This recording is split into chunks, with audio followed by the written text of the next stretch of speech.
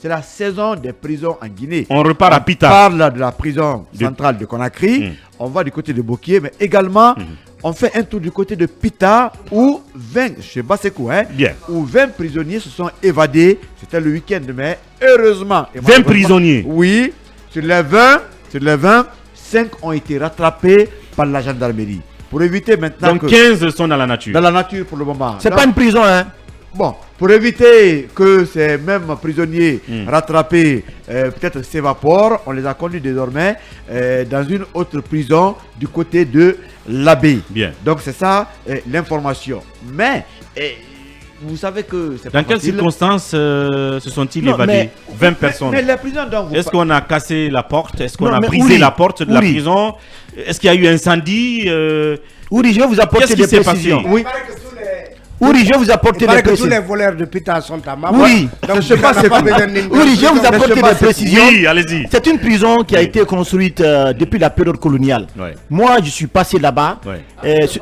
Non, je suis allé à Pita passé plusieurs voir. fois. Par cette En fait, je suis allé, mais en fait, à vue de quand vous voyez cette prison, mais elle a été construite par des blocs de pierre jusqu'à présent. Bien. Mais les portes ne tiennent plus. C'est complètement vétus. Moi, je demande simplement au ministre de la Justice, garde des Sceaux, de procéder à une fermeture provisoire de la prison civile de l'Abbé. Pita. Oui, pardon, de Pita. de Pita, Oui. en attendant que des dispositions soient prises pour sa rénovation, son équipement, pour qu'elle réponde aux Oui, est-ce que ça exigences. ne fait pas partie du plan de Oui, mais pour reconstruction le des moment- prisons de Charles Wright? Je Oui, pose la question. mais pour le moment, en attendant qu'on ait ça, il faut transférer les prisonniers qui sont du côté de la Pita prison civile de Pita à l'Abbé.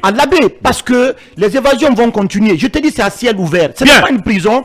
Vous avez l'impression d'être dans un poulailler. C'est grave ce qui se passe de ce côté. Bien. Et des dispositions doivent être prises vraiment Bien. pour procéder. Merci Bassekou. Oui, à et sa pour réhabilitation. terminer, Pour l'info. terminer, selon Média Guinée, sur pratiquement les 20 prisonniers, Oui. 7 étaient déjà condamnés et 13 attendaient encore d'être situés sur leur sort. Malheureusement, à date, personne n'a été inquiété depuis Est-ce l'évasion. que certains sont accusés de cas de meurtre, de graves violations de la loi, quoi, parmi les 20 là? Bon. Parce que c'est quand même inquiétant que 15 prisonniers se retrouvent dans la nature comme cela. Oui, mais Voyez-vous, les On citoyens a- doivent être inquiets, mon beau. On n'a Parce pas que la cette dernière fois, on information. parlait de la collaboration des citoyens dans la dénonciation des bandits. Alors, quand 15 d'entre eux se retrouvent dans la nature, il y a à s'inquiéter. Malheureusement qu'il n'y a pas cette collaboration entre les citoyens et les bandits. Ces multitudes d'évasions, c'est comme si nous étions dans la célèbre série dont M. Cabinet faisait qu'à Prison Break sous les tropiques. Ouais. Parce que c'est des gens qui s'évadent.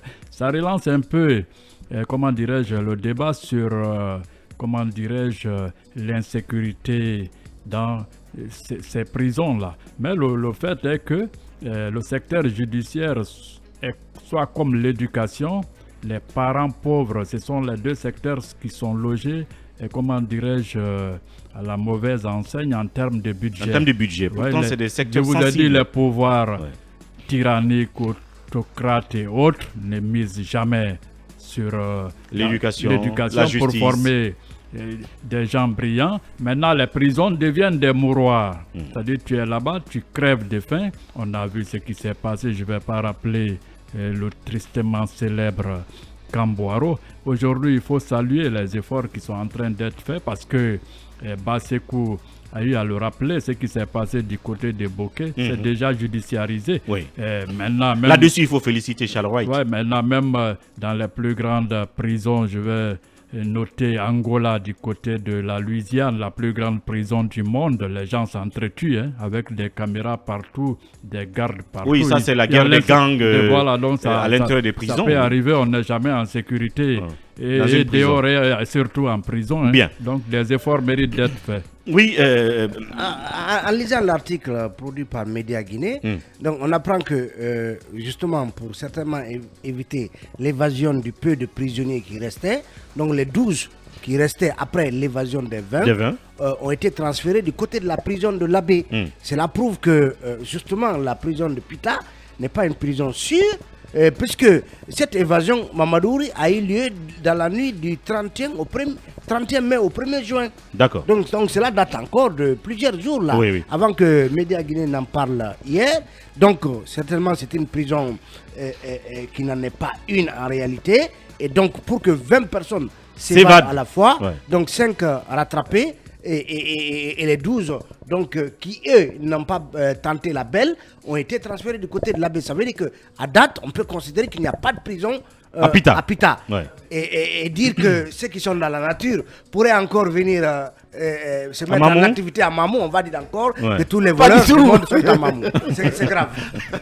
Donc Mamou, c'est un autre refuge, en plus de Koya.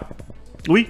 Il y a quelqu'un qui dit souvent que lorsqu'on attrape ou lorsqu'on tue un bandit du côté de Mamou, ça pleure à Pita ou à Lelouma ou à Télimélé.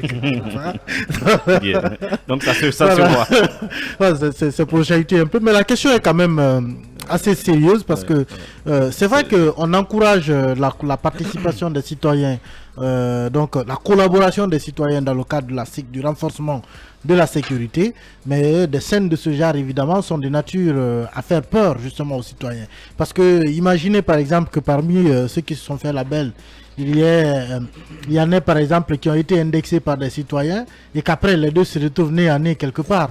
Je pense que c'est un traumatisme pour le citoyen qui aura participé donc à l'arrestation et à l'incarcération de ce prisonnier. Donc il faut déjà que sur l'ensemble de la chaîne ça puisse fonctionner. Il faut que ça puisse fonctionner, parce que c'est clair que ça, c'est révélateur d'un dysfonctionnement sérieux. Parce que déjà, la prison n'est pas d'un standing sérieux pour qu'on puisse comment on appelle, assister à l'évasion de près d'une vingtaine de prisonniers. De prisonniers. Vous avez aussi de l'autre côté, on parle des détenus qui avaient déjà été jugés et d'autres qui étaient en attente de jugement. Or, on sait que l'une des plaies de notre justice, c'est justement ces détentions provisoires prolongées, parfois même où la détention provisoire, la durée de la détention provisoire dépasse la durée de la peine qu'on encourt pour l'infraction pour laquelle on est détenu. Donc il faut que ça puisse fonctionner sur l'ensemble de la chaîne, qu'on puisse déjà faire ce travail de décantation, que la justice puisse travailler avec célérité pour que ceux qui ne sont pas censés se retrouver en prison ne le soient pas. Ceux qui doivent être jugés, qu'ils soient rapidement jugés, relaxés ou emprisonnés. Et après surtout, qu'on s'assure aussi que les peines sont appliquées. Parce que dans tout cela, évidemment, il y a les évasions spectaculaires dues à l'état de l'infrastructure elle-même, comme à Pita. Il y a d'autres évasions comme la maison centrale où clairement vous avez des complicités qui interviennent. Donc il faut qu'on s'assure que les peines soient exactement appliquées. En même temps, est-ce que tout ça n'est pas la conséquence des fameuses surpopulations carcérales? Parce que si 20 personnes s'évadent et qu'il y en avait 12 qui restaient, j'imagine que la prison civile de Pita n'est pas assez grande. Donc ça veut dire qu'il y avait une trentaine de personnes là-dedans. Bassekou, Emmanuel. Donc il y a le facteur là aussi. C'est pourquoi je dis qu'il faut que la justice travaille avec célérité. Parce qu'il y en a, moi je suis convaincu que quand vous regardez parmi eux, vous en aurez peut-être qui ont fait une durée de détention provisoire qui dépasse la peine qu'ils encourent. Absolument. On en a connu ici. Ils sont là pour des contraventions. Justement, parfois c'est pour des petits délits de vol de téléphone, je sais pas moi, de dettes non remboursées qu'on appelle abusivement abus de confiance. Donc toutes ces choses-là, parfois les gens, certains arrivent en prison, ils ne sont pas bandits, mais ils en ressortent, ils sont bandits. Et parce que tout simplement, la justice n'a pas fait son travail de manière sérieuse, de manière rapide sur l'ensemble de la chaîne. Il faut que ce travail soit fait. Parce que si les prisonniers ne sont pas nombreux, que ce ne soit que ceux qui méritent d'y être, qui y sont, évidemment, c'est plus facile encore à gérer. Mais lorsque vous avez des détenus condamnés, des détenus en détention provisoire, tout ce mélange-là, alors que vous n'avez pas de gardes pénitentiaires suffisants et formés, évidemment, ça pose problème. Oui, cabinet, 20 prisonniers qui s'évadent en même temps du côté de Pita. Comment ça s'explique? Mais ça atteste de la porosité justement du système carcéral en termes de surveillance et tout. Vous voyez, c'est vrai que des gens s'évadent des prisons les plus sécurisées au monde, mais nos prisons sont autant insécures que ces bandits qui se promènent dehors. Vous voyez, Manu faisait tout à l'heure allusion au fait que vous avez une espèce de confusion entre les bandits de grand chemin qui se retrouvent avec ceux qui ont, par exemple, tout simplement fait du pickpocket. Et ça fait que ces garçons-là qui doivent séjourner pour de faibles délits ressortent souvent complètement comment je l'ai dit, affectés par le fait qu'ils aient séjourné en prison avec des bandits de grand chemin, des criminels, des hordes de ce type-là. Et puis il y a par ailleurs le fait que quand vous prenez d'une manière